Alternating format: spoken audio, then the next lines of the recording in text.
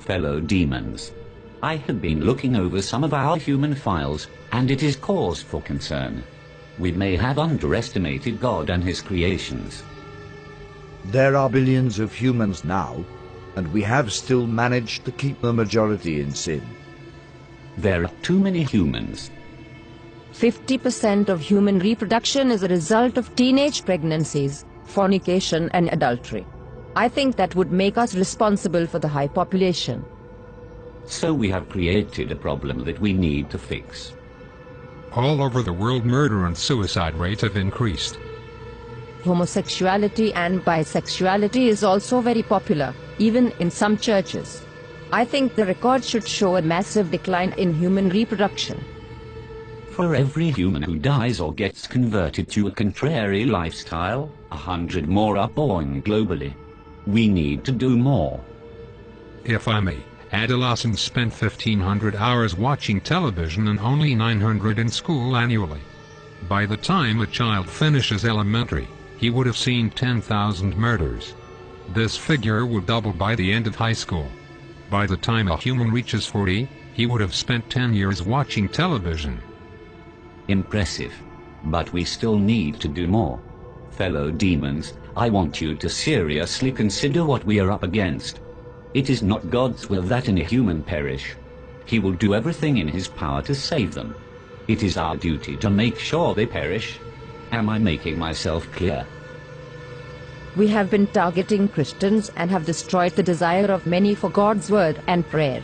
Many do not fast, or even witness to those who are perishing in the act of sin. We have nullified the effects of many churches on the community. The reports of people getting saved has been reduced by 64%.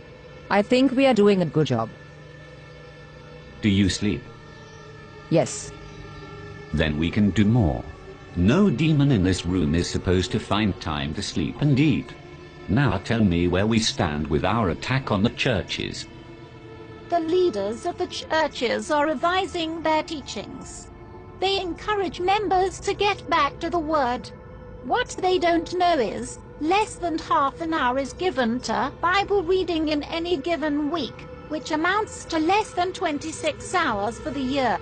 Christians have lost the desire to read the very words that tell them how to live. The result is, they mix the sacred with the profane, surrendering all hope of them making it into heaven. Wonderful. Now we have to find a way to force human reproduction into a massive decline. We are thinking a global recession. Making the cost of living so high very few will be able to afford it, unless by dishonest means. The need for money will be so great, and job opportunities so limited, that crime and violence will escalate to alarming levels in many countries. Guns will fall off the market like chewing gums. The prisons will be overcrowded. The graves will expand like hell itself. That should take care of 15% of the population. What else do we have? We can use their own bodies against them. Worldwide pornography. We introduce this on all levels, from billboards to public newspapers. We make pornography an occupation, a career. We will make pornography freely accessible by everyone. It will become a way of life for many, a secret door to pleasure. Nudity is marketable. It is 80% of the population's interest. We start from the mild. A star girl in the daily newspaper, wearing nothing at the top. Then as the desires increase, we introduce more until a man's appetite for sex cannot be satisfied with having just one partner. Adultery and fornication will become an acceptable way of life, even in the church. The scent of sin will go up into God's nostrils. The atmosphere will be utterly polluted with what he hates. Humans will think of nothing but sex. Wouldn't it contribute greatly to our problem? Not if there is a way for humans to protect themselves from pregnancies and diseases during sexual activity. Imagine what will happen if humans had a way of having sex without fear. You are thinking birth control. Yes. protection for both male and female. We'll have our products on every shelf. They'll stand out on their own and will be advertised in such a way that even Christians will be convinced. Once that is established, childbirth will decrease. And sexual activity will rise. Exactly. Sounds real good so far.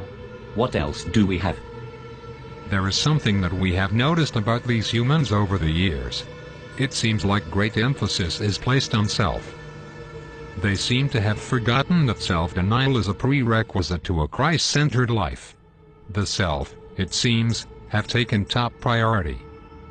I expected as much. We think it would be good if we applied even greater pressure in this area. Spice up this world a bit.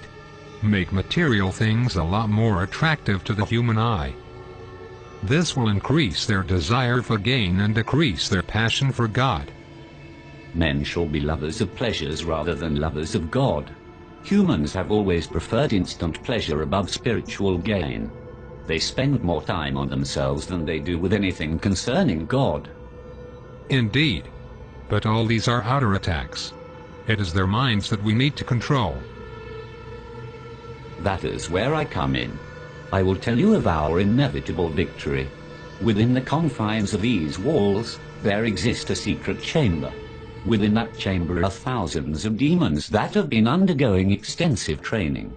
These demons have read the human manuscripts hundreds of times and have committed the concepts to memory. I refer to them as the New Age seducers. How effective are these seducers? They can convince a man to become a woman. They will convince men to kill themselves for no reason. They will seduce men into having sexual relations with animals. That should turn the stomach of heaven. Precisely. Men will turn on each other within their own groups. The church will be against the church. Politicians against politician. Family against family. The seducers can accomplish this? Without a doubt. Once each group is divided, they'll be unable to stand. There will be some who will only listen to the voice of God. A minority at best. Humans no longer see the need to protect their minds, thanks to our influence through the media. They entertain every thought, every fantasy, and every lust. Many don't know who they are, or whose they are, and that is a great advantage for us. On top of that, there has been a significant decline in prayers and the sincere study of the Holy Scriptures. We have the advantage. Our powers increase as we draw closer to the end. It is time we exact our revenge on God for kicking us out of heaven by sending as many humans to hell as we possibly can. So we go all out this time. I do not want to push God's hand too quickly. I want to savor every moment. I want to watch Jesus beg for these carnal beings till his heart bleeds again. I want him to watch as his children are reduced to godlessness. I want him to watch as his prized creation choose to fornicate and live adulterous lives. I want him to see the hungry die of starvation, the widows and orphans and those in prison go unvisited, and purity become a thing of the past. I want him to witness a 12-year-old giving birth to a child, and I want him to watch his precious believers spending hours before the television watching our programs and listening to our music and taking just a minute to brush the dust from their Bibles, while spending hours on Facebook and Twitter. I want him to witness them turning their backs on him for the pleasures of this life. Best of all, I want to watch him resist his own temptation to destroy this world again. Our victory is inevitable. Humans have proven time and time again that they are beyond redemption. They will share our fate in hell. I am convinced that we can still win this war. Arm yourselves, fellow demons. We go to war.